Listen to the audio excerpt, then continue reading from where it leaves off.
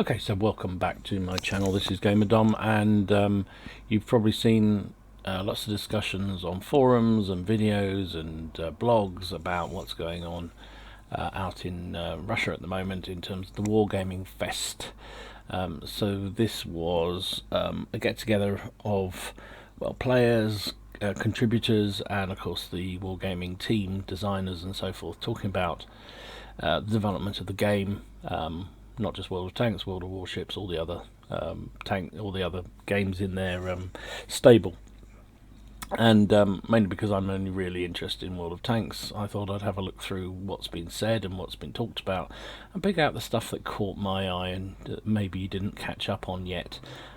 Thanks to the guys at Daily Bounce for showing the developer forum, developer panel, Wargaming developers panel session, because there was lots of really juicy stuff in there, really good, really interesting. So I know there's been some really good stuff coming out of it.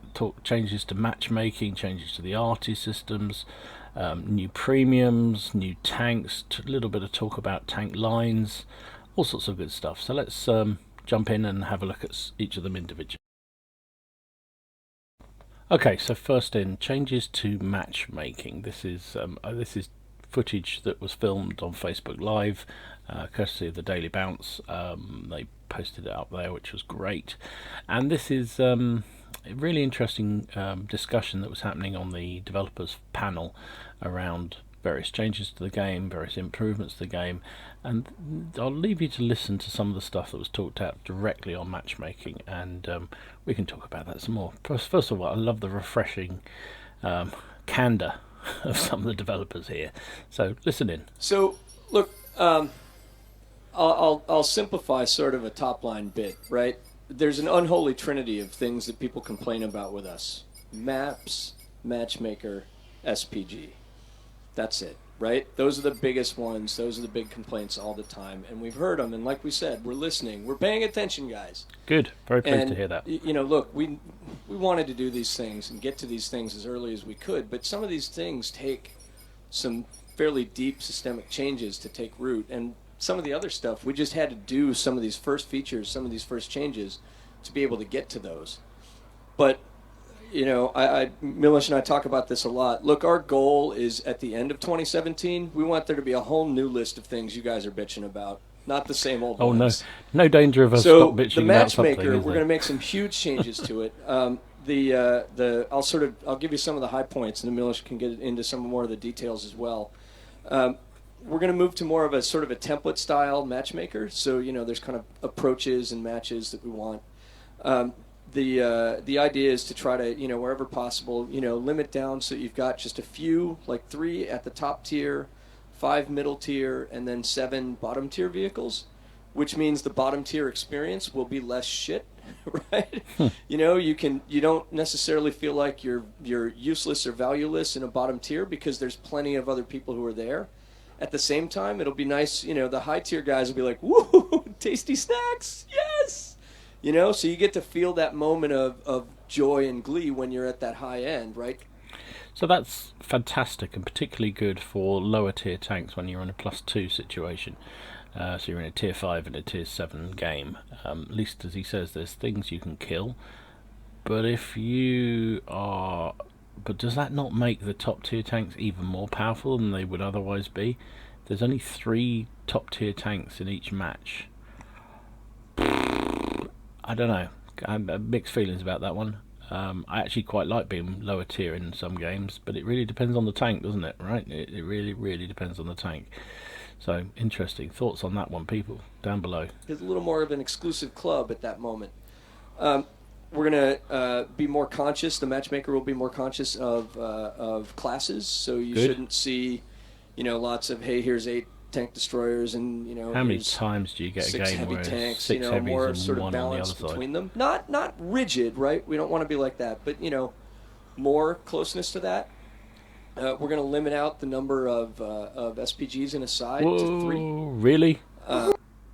Wow. So you heard that? You heard that here first, or at Fest anyway.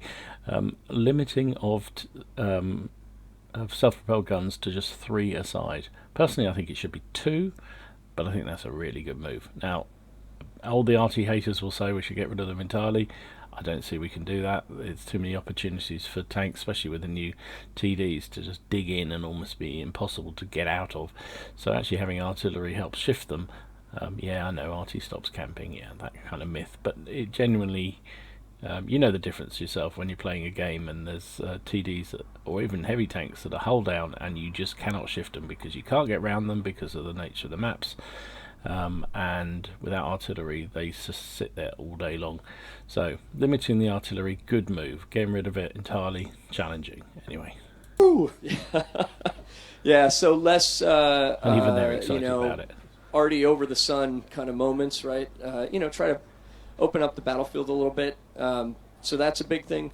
Now look, we're also the thing about a matchmaker is you always have to be very careful about balancing between the perfect match and getting into playing the game quickly. Yep. Right? We don't want to get so picky with it that perfect matches once every 10 minutes, when it's found the perfect match for you. So, especially in off-peak times or things like that, it'll collapse in, you may not see 3-tier battles, you may see less, things like that. But these are the goals, these are the approaches, right? And these are the baseline rules it'll apply. And it'll start by going, okay, can I do this? I want to get to the perfect match. All right, if I can't, now I'll sort of loosen up the rules a little bit and make sure I can get players in quickly. So that's kind of the goal. Unless you want to hit some more of the details on this? Now this is some big shit coming up, guys. For this to be actually working, we are planning to do one more really cool thing that was a little bit of a side effect, but I think the outcome is going to be super cool, and that will be actually LTs all the way until the tier 10. So hold on, guys. So you heard that right. Light tanks up to tier 10. That's what we'll be getting. So at the moment the highest light tank you can get is tier 8. You will get them up to tier 10 coming next year. So from the patch when we'll be releasing the matchmaking, we will be actually adding new light tanks, and we will be recreating the lines for light tanks tier 9 and 10. These tanks will be mostly focused, something in between of a LT and a medium. So great visibility, amazing mobility, quite good firepower, and great speed. Where in this combination, you can imagine that you are basically going for the prey. You are just going there and trying to get the snack in the battlefield. So some small tanks here and there hidden. One guy who actually didn't go with the group. You will come for him and you will or get the him isolated. down. I'm really looking forward for these tanks to actually come to the battlefield. So guys, have I understood correctly that the most inconvenient class, let's say this way, light vehicles will get +2, -2 matchmaking? Is this correct? Well, so what's going to happen is now, the whole scout matchmaking thing, which is really, it's confusing for new players, right? Super confusing. That'll be a thing of the past. So now a light tank will be just like every other thing on the battlefield. So that's interesting. So, and how is that going to change the mechanics? So there will be no +2 there'll be no +3 with light tanks in future.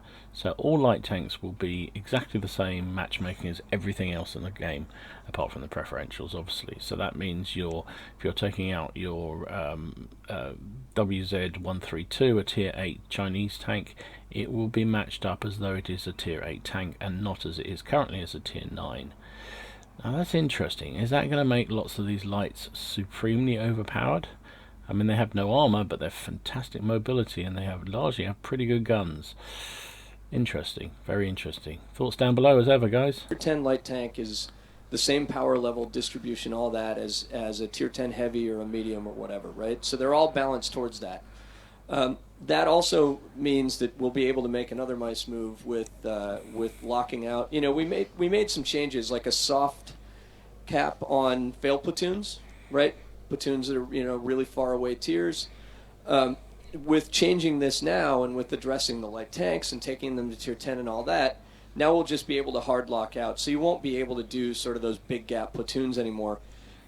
So the experience penalties system that we have in place now, that's going to get retired. You'll still get the experience bonus for playing in platoons, but we should finally see the end of the failed platoon affliction that had plagued us earlier.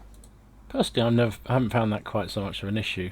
Clearly it was, because that was one of the changes they put in place some time ago, but occasionally you see failed platoons still, but very, very rarely, and yeah, I guess it stops that time when your platoon buddy thinks it's hilarious when you put a tier 5 tank in and he puts a tier 10 and clicks battle. I guess it stops his fun there, so maybe that's a good thing. Anyway.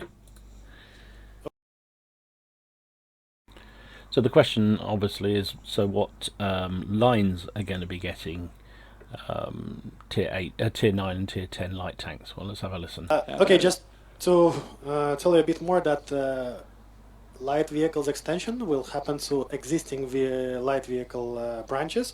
So 5 nations will get light vehicles up to tier 10. So presumably that's German, Russian, French. Who else? Who else has got light tank? Chinese.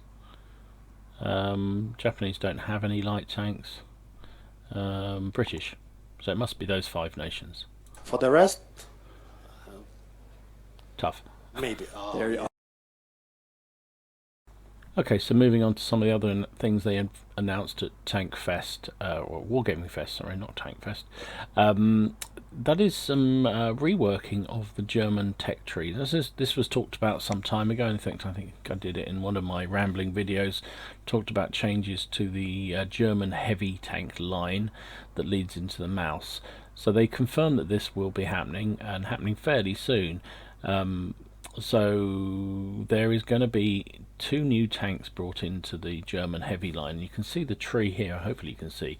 Currently it goes directly into the Maus. Now you're going to come via this VK 10001P at tier 8.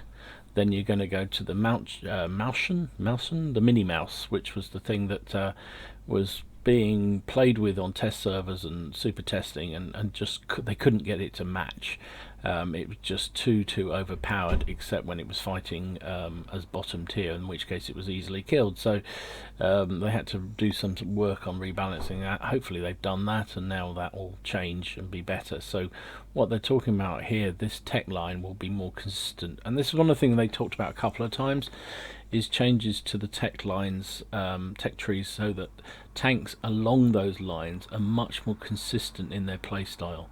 So some of them are, but some of them are not. Often you play a game and you unlock the next tank and it plays completely different to the one before, and then the next tank along is completely different again, and that just has no logic. So one of the things that they talked about a couple of times in this event was around consistency of play style, so that you could sort of get used to the tank, and as you move through the tiers it just became a little bit heavier tank or a little bit more power or whatever it was, just to make it slightly different, but basically the play style was very, very similar.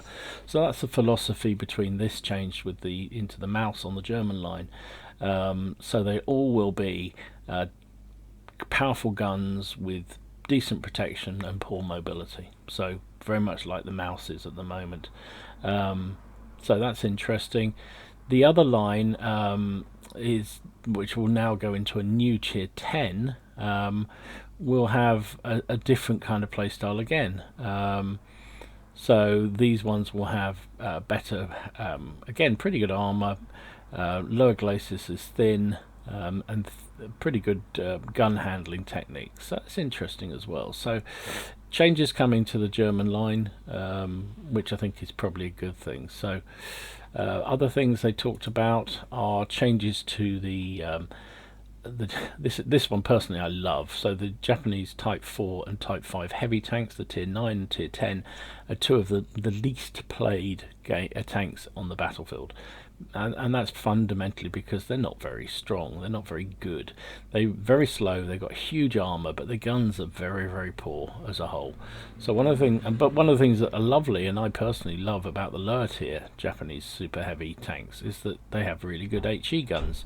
So they're proposing to change the tier 9 and tier 10 and bring in big heavy HE guns as well for those tier 9 and tier 10s, which I think has got to make them more fun to play. Really has. I think personally I've got the Type 4. I've hardly played it, whereas the Oho is one of my most played tanks, and purely because I use the derp gun on the Oho. You get up to the Type 4, you don't have that option. It's an AP firing gun, and it's nowhere near. It's just not good enough. It's very situational as a vehicle. So personally, really excited about this change, hopefully coming soon. Other things they're looking to do: OI experimental will get heavier and lose speed, so it won't be that super quick, super obese tank, and it will lose its 10 centimeter cannon and get thicker frontal armor. Again, I think recognition that some of these lower tier Japanese super obese tanks are a little bit too good. The OI will become more vulnerable, thinner rear hull armor, and there will be also changes to the shells available for the 15 centimeter howitzer gun. Don't know what they are, but yeah, it looks like they're going to nerf that. The Oho's 10 centimeter will get premium AP and better overall gun handling. Now at the moment I use the derp, as I just said, but because I found the 10 centimeter just not worth it. It's fine when you're in top tier games, but when you're bottom tier you just can't do anything. So maybe that may make me go back to the 10 centimeter. I don't know. US tanks, and this is another one I'm really pleased to see, recognition that some of these T28 prototype, T28 and T95, the Doom Turtle, are just too slow. And I've worked my way down both these lines, and they're god awful slow. I unlocked the Doom Turtle, and it's just horrible. The number of games you get into where you can actually have an involvement in the battle are so minimal. By the time you finally crawled forward at all of 12 kph, and that's on the flat or downhill, by the time you finally get into a position, either the enemy's all being killed, or your team's being killed, in which case you just get surrounded and killed by lights and mediums and even heavies. It's just no fun to play. So they're going to give them a speed boost, and they say a considerable speed boost, which is great, and I think that's long overdue, because these tanks are just weak in terms of speed. They're brilliant tanks to play, and if you can get them into a situation where they can really use those gun and frontal armor, then fantastic. So other things they talked about here, some more updates to German tier 5 to tier 8 tanks. So better mobility for the VK3501D and 3502D and the Indian Panzer, better mobility, better gun handling on the Indian Panzer, better gun handling on the Panther 1 and Panther 2, which is great. The Panther 2 will get the 88 long 100, which I think is the one that's on the next tank along, the E50. I don't know, I haven't got that far, so I'm not entirely sure, but that's a good new gun, I believe. And the Panther line, I like them actually. I think they're really good. Generally have extremely good penetration guns, but very low alpha, so improving the fire metrics might make them a little bit more playable. Tiger branches, they're going to work on the turret armor. Recognition that the Tiger P, the Tiger 1 and the Japanese Tiger and the VK3001P need thicker turret armor, so that's interesting. E75, easier gun handling, so don't have that tank myself. People can tell me down below whether that makes it's a huge problem. But E100, increase AP penetration for the 15 centimeter gun and improve gun handling for all its stock guns. So again, whenever I fight E100s, it seems they either fire HE or premium. So personally, that shows that the AP gun is just not up to it. So the fact they're going to improve that, maybe that makes that tank a little bit more viable. Again, I don't have that tank, so I can't personally talk about it, but let me know. So it wouldn't be Wargaming if they didn't talk about new tanks that are coming out, and they were actually quite shy about, apart from the fact these tier 9 and tier 10 light tanks are coming through the line, of which look very, very interesting indeed. They were a bit shy on talking about too many tanks from what I could see, but a couple they did confirm were coming. First up is this thing, which is a Swedish, it's a Steve S1, which is a tier 8 Swedish TD premium tank. It's a prototype of the later well, what actually are in the branch now. It will feature the hydrostatic suspension, so the thing where you press the X and it locks it down and improves its aim time and firing mechanics and everything else, but slows down its speed and means it can't really move very fast at all. So that'll be interesting. It's a good one for people who are working down the Swedish line, I guess, and want to have have a tank that allows them to test out those mechanics before they've worked their way down all the way down that tree. And the thing we don't have enough of in the game, and that's Russian tier 8 heavy tanks. Yeah, there's another one coming.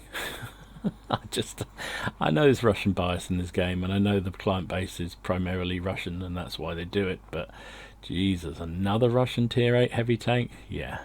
So this is the Object 252U. From what I gather, it's going to be very, very thick frontal armor, really thick. I mean, enough to bounce tier 9 and tier tank. I can't put my teeth in this morning. Tier 9 and tier 10 enemy tanks. With ease, it will feature a really good 122mm gun with very good alpha damage. Side and rear armor is going to be pretty garbage. So yeah. Hold on to your horses, guys. Another Russian tier 8 heavy tank. Woohoo! Okay, so let's move on to some of the other things. So the other thing they talked about was the sandbox project. Now, this was, some of you may remember, something that was much hyped by Wargaming. Beginning of this year, I believe, they wanted players to sign up for the sandbox. A number of people did. They had to sign all kinds of NDAs, but what I could gather from the feedback you saw of it, that it was pretty much a disaster, and it quietly died away. And the whole idea with the sandbox was that you could test out kind of different mechanics that weren't necessarily going to make it into the game, but they just wanted to see what the effect was in a sort of safe environment. They were testing all sorts of things, like change to the artillery. They were changing to the one I was really excited about was the fact that they were going to change the classes to reflect their sort of usage.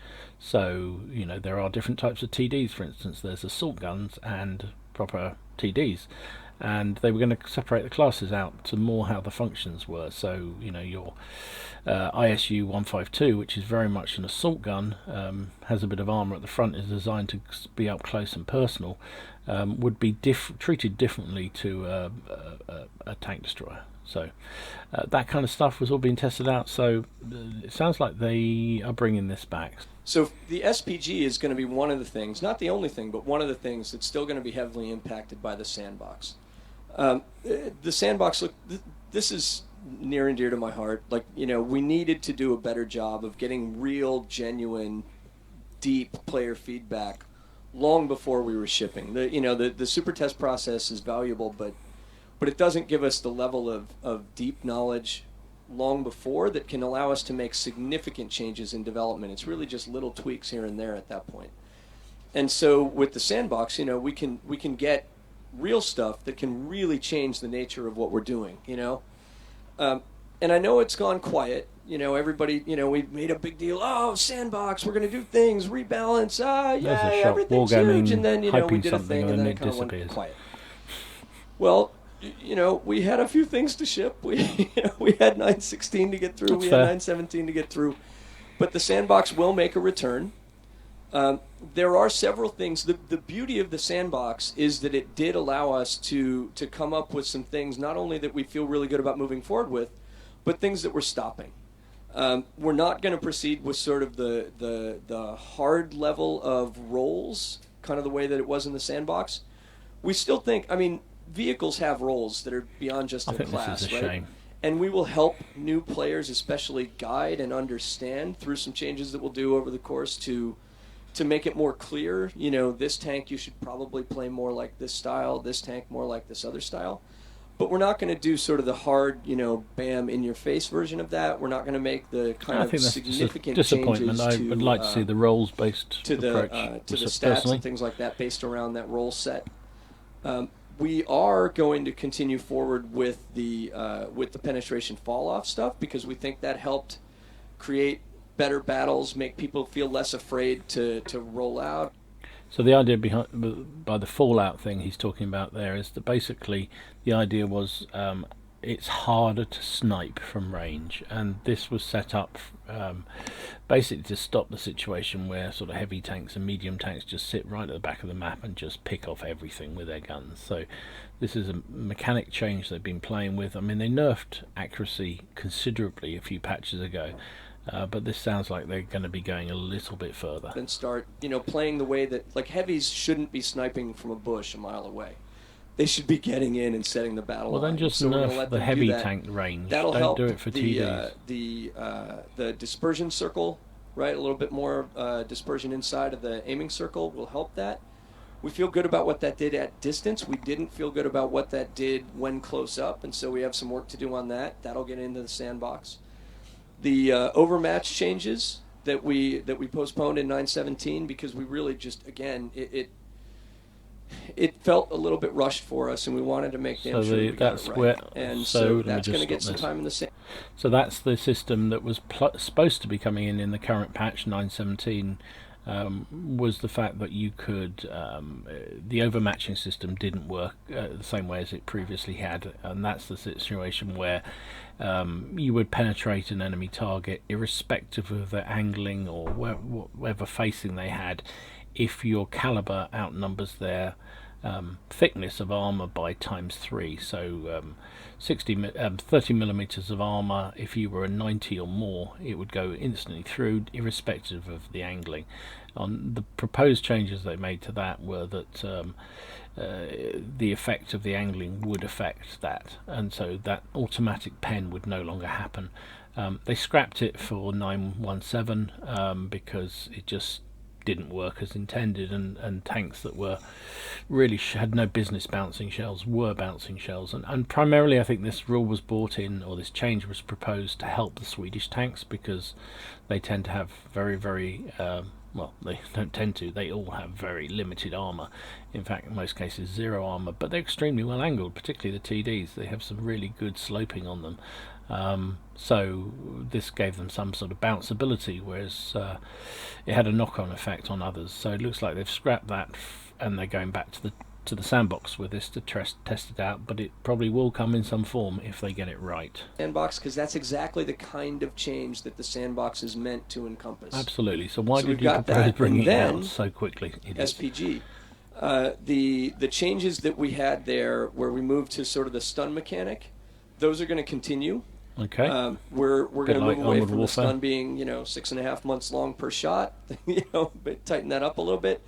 But we're going to continue forward with those, and so the players, you guys will get to see and be a part of and get involved in the actual changes and get to help us make the right choices, so that when we ship these things out, you can feel good about them.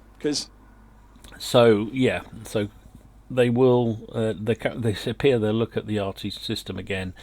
Just if you didn't catch that or I talked over it, there was a suggestion, which I think was originally came via Armoured Warfare, that you artillery could sort of stun or illuminate enemy targets rather than just damage them. This was quite well received by a lot of people as an idea, but they were testing it out in the sandbox. I don't think it worked terribly well from what he's hinting at. I don't know, I didn't play the sandbox, so I don't know. But from what he's hinting at there, it sounds like the sort of stun effect was just far too long. So, yeah. So one of the other things they talked about was, if you played World of Warships, you'll be familiar with the concept of consumables that you can reuse. So for your smoke canister on your destroyers, it has a couple of uses if memory serves. I forget, it's been a while since I played World of Warships, but so you let it off, it then works, and then you have a sort of recharge time, which varies according to the different ships, and then you can use it again. So they're talking about something similar with World of Tanks. We will be actually looking into something called multi-use mechanic for the consumables. So the first one will be the medkit, where you will actually have an option to use your medkit multiple times, and there will be actually a recharge button basically that will actually tell you how long it will take. and at the same time we will introduce new consumables that will actually give you opportunity to limit the amount of stun you got. So you'll be able to not completely prevent it, but not get to so much or so long stun while you're actually driving. So that's interesting. So this is on Sandbox, so this isn't coming very, very soon, guys, so don't get too excited. But the idea of this consumable that has a cooldown and then can be reused, and also specifically to counteract the artillery changes where you can, or Sandbox changes of artillery, where they can stun, you would have some kind of consumable that would limit the time that you're actually stunned in some way. So that's interesting. We moved into a sort of Q&A session here, and this was some of the stuff that came out from Facebook Live, I believe. So the questions around whether the game is going to embrace anything from the console version, which apparently is doing very, very well as well. So I hope they get rid of all those frigging cartoon tanks that we seem to be doomed with at the moment, which is definitely a console influence. But one of the things they talked about was weather. So I didn't know this, but on the console apparently there is weather which affects the game. So let's hear what they say about the that. weather system. Can I have the weather system as well? Like, so they obviously weather want system, it too. please? Yeah, well, look, you know, when we talk about graphics improvements and things that we can do, you know, I again, no promises, but I think, Miloš, what I only ask you about the weather as often as you tell me about that time you beat the dude with the STRV. I must say I didn't talk so much about the STRV as he's talking about the weather. Like, please, like, not so crazy. So the weather changes, so I guess that will affect things like visibility, probably movement as well if it's raining or snowing. So that could be an interesting enhancement to the game. So we'll see. So some of the sort of stuff that always comes up is what future tech trees there might be in the game. So let's have a listen to the guys. Italian tanks. Same type of answer? So, well, you know, there's one of the things, again, that Slava's been thinking about a lot is how do we get in trees where, you know, we can't, like, it would be hard to fill a full tree, right, with a set of tanks. We'd have to have a bunch of clones and things like that. And, you know, that's just not, that's not fun. That's not enjoyable. You know, we've gone through that experience before. We want to do things like the Swedish line, right, where you've got something cool and distinctive and interesting going forward. That's the way that we want new tanks. So he's been thinking a lot about, are there things that we can do to create something where we can serve out things like, whether it's Italian or Polish tanks or things like that, you know, create a package of interesting tanks, but not have to then fill it out with some clones. Again, you know, when we're closer in and when we've kind of landed exactly where we're going to do that, then we'll be able to tell you more about it. So next question around we did spotting and improvements to to that. System in the previous patches. 960 was actually huge. We basically took away the almost 2 seconds. That was actually delay between like spotting. Has anybody else noticed really, that? I haven't. Getting the message to the player. Our survey engineers are still they still continue on actually working on the spotting mechanic, improving and optimizing the system. Right now I cannot announce much. But there is actually ongoing development on that side, and I hope that we will be able to see actually some cool new things and improvements. So that was supposed to be in 9.16, wasn't it? That the fact that there was this thing where when you're spotting a tank and it runs across the open field in front of you, and it's at the extreme of your spotting ability, it would suddenly disappear and then reappear a bit further down. That was supposed to be removed. I haven't really noticed that having much of an effect so far, but maybe I've just been unlucky. But thoughts down below as ever from you guys.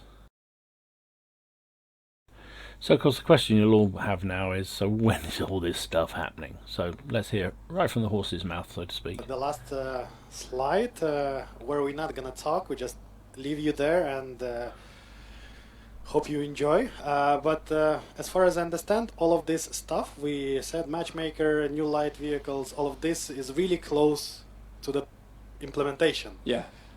So look, one of the things that we've changed, right? We're really conscious of this. We recognize that, you know, that in the past, you know, there was some overpromising. No you know, we shit, talked about, really? hey, we want to do this, we want to do that, and you know, that's great to share sort of our hopes and ideas, but we shouldn't be sharing, you know, fantasies and theories. We need to be able to tell you about things that we know we're going to ship, that are coming, right? And so when we show you stuff now, that's going to be stuff that we feel really good about, that has, you know, that's more imminent, that's on a glide path into, you know, to landing. So these aren't things that are going to take a million years to do. These are things that you're going to see coming. So first half of Relatively 2017, soon. maybe. And we'll, you know, we'll get Sounds more like it, specific doesn't it? as we close in on it. Interesting. Yeah. So coming soon. So there you go. Some of the things I've spotted from Wargaming Fest. I'm sure there was a lot more news came out of it, but some really interesting stuff around some of the changes coming, some of the mechanics changing, the matchmaking, new sub trees of the German trees, a couple of premiums talked about. So really good stuff. Anyway, hope this was useful to you. If it was, click like, and if you haven't already done so, please subscribe to the channel. It's free. No dancing girls apparently, sorry, but you do get to hear when I post new content onto YouTube, and you get to see them therefore when they go up, which is useful, I guess, if you're enjoying the videos. Anyway, hope you found it useful. As I say, enjoy your games, have fun. Remember, it's just a game.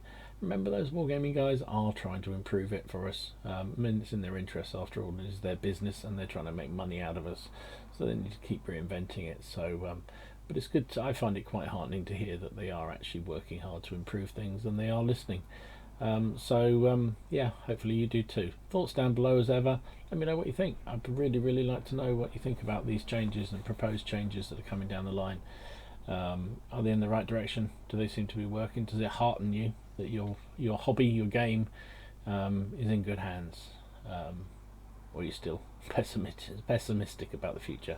I guess people will still be upset about various things, but hey ho, I like it. I think it sounds good. So anyway, enjoy your games, have fun. Remember, it is just a game, and I'll see you again soon. Gamer Dom.